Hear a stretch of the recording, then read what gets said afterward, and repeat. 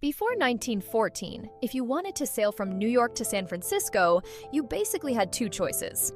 Choice number one, go all the way around the dangerous, stormy, deadly tip of South America, Cape Horn. That trip took 2 to 3 months, cost a fortune, and killed thousands of sailors every year from storms, scurvy, and shipwrecks. Choice number two, somehow cut straight through the narrow, disease-ridden strip of jungle called Panama. For almost 400 years, people dreamed about it. Kings, engineers, adventurers, they all talked about a canal. But every time someone tried, it ended in disaster. Disease that killed by the thousands, landslides that buried entire work camps, politics, corruption, and billions of dollars lost. This is the true, insane, blood-soaked story of the Panama Canal, the impossible project that finally moved two oceans closer together and completely changed global trade forever.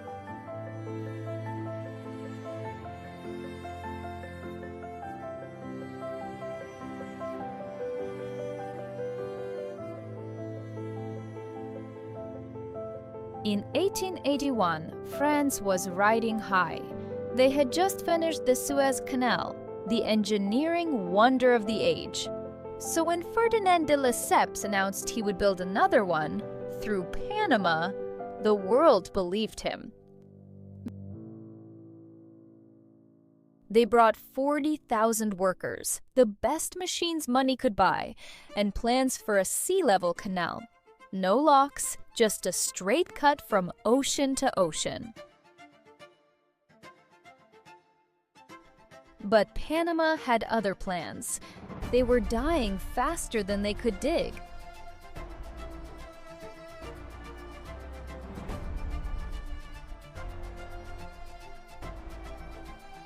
By 89, the French dream was dead. The French effort collapsed completely.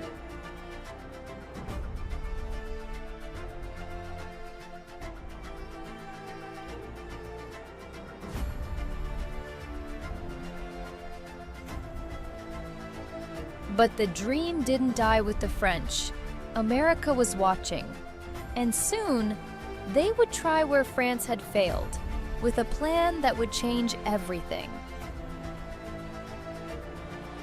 Enter Theodore Roosevelt, the most energetic, most aggressive president in American history. After the French disaster, the US bought the rights to the unfinished canal for $40 million.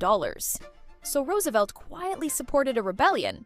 On November 3, 1903, with American warships conveniently positioned offshore, Panama declared independence from Colombia.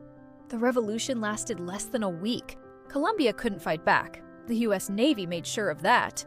Roosevelt later joked, "I took the canal zone and let Congress debate." The new Republic of Panama signed a treaty with the US. $10 million up front, plus $250,000 annual rent. In return, the US got full control of a 10-mile wide strip of land forever. The path was clear. Now the real work, the impossible work, could finally begin.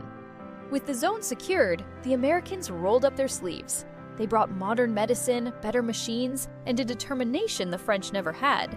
The stage was set for the greatest engineering triumph, and one of the bloodiest in human history. The single biggest obstacle wasn't the distance. It was this, the Culebra Cut.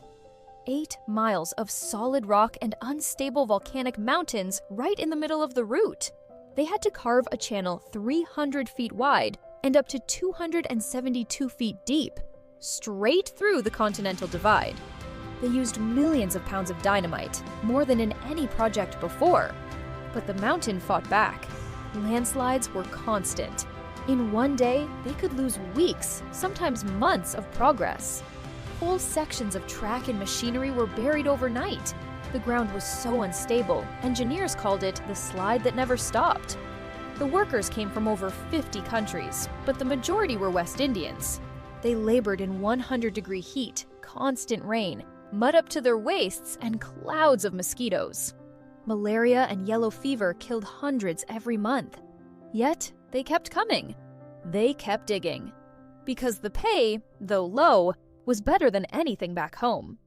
In total, they removed over 200 million cubic yards of earth from the cut alone, more material than was excavated for the entire Suez Canal, and in less than half the time.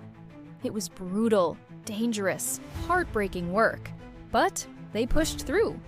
By late 1913, against all odds, the cut was finished. The impossible had been done. But the canal still needed its final piece, the locks. And that was about to become the most brilliant part of the entire project. The Americans learned the hardest lesson from the French disaster. Disease was the real killer, not landslides or dynamite. Dr. Carlos Finley had already proven it in Cuba. Yellow fever and malaria were spread by mosquitoes. But the French ignored it. The US didn't. They brought in Dr. William Gorgas, the man who would change everything. Gorgas attacked the mosquitoes head-on.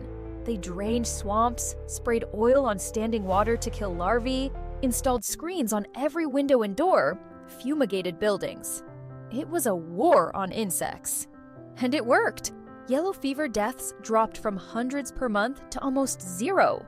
Malaria cases fell dramatically. For the first time, workers could actually survive long enough to finish the job. With the disease under control, the real engineering miracle could begin: the locks. 3 massive sets: Gatun, Pedro Miguel, Miraflores. They lift ships 85 feet above sea level to Gatun Lake, the largest artificial lake ever created at the time, then lower them back down to the Pacific. No digging a sea-level ditch, just genius concrete chambers. Each chamber is 110 feet wide, 1,000 feet long, big enough to fit the Titanic twice. When the gates close, 26 million gallons of fresh water rush in. That's enough to fill 40 Olympic swimming pools. And it refills in just minutes. The whole system is gravity-fed, no pumps needed. Pure, elegant engineering. The locks were the heart of the canal, the part that made the impossible possible. And they still work almost exactly the same way today, over 100 years later. August 15, 1914. After 10 years of blood, sweat, disease, and landslides, the Panama Canal finally opened. The first ship through was the SS Ancon, a modest cargo vessel. It took just 9 hours to cross from ocean to ocean, instead of months sailing around the deadly Cape Horn. The world went wild. Newspapers called it the greatest engineering feat since the pyramids. Ships could now save up to 8,000 miles per trip. Trade routes shrank overnight. The Atlantic and Pacific were suddenly connected, and global commerce exploded. During both World Wars, the Panama Canal was a strategic lifeline.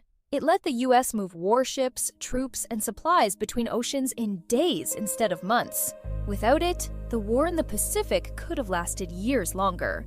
It wasn't just trade, it was power.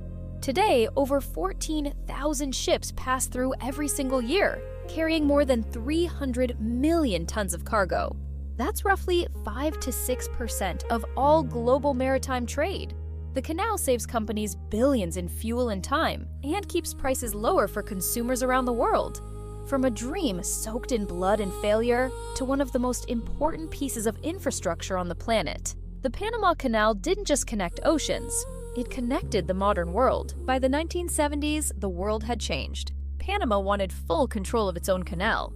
After years of negotiations, in 1977, President Jimmy Carter and Panamanian leader Omar Torrijos signed the Torrijos-Carter Treaties.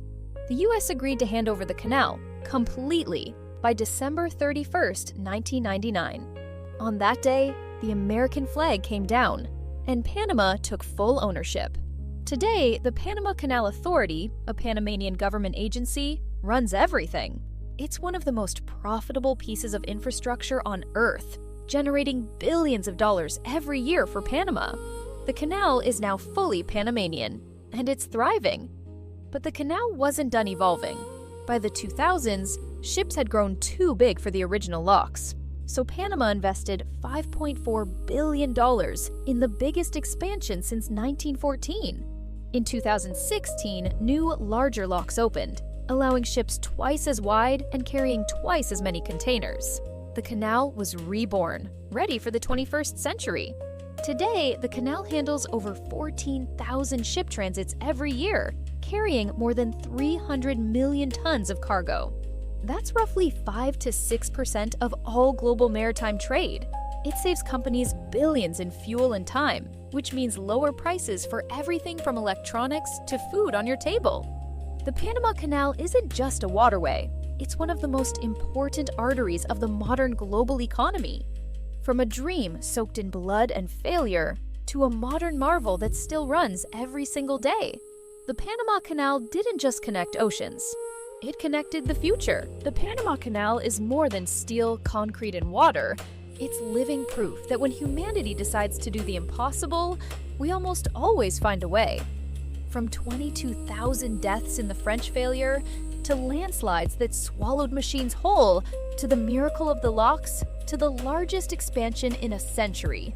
This is one of the wildest, bloodiest, most brilliant achievements in human history.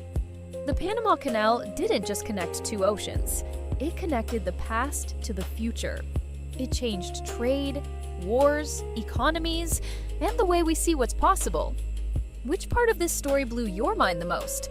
Drop it in the comments below. I read every single one. If you want more epic engineering and history stories, smash that like button, subscribe, and turn on notifications. See you in the next one!